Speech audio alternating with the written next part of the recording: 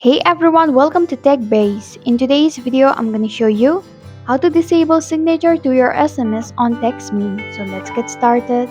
First, open your Textme application.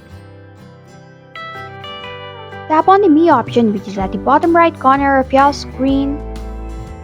Then this panel is going to show up. Tap on Text option which is under Settings.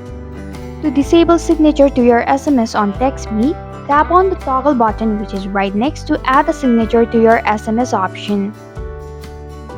And this is how you can disable signature to your SMS on Textme. Thanks for watching TechBase. If you like this video, hit the like button and drop a comment with any questions or feedback. If you are new, subscribe and click the bell icon to stay updated on our future videos.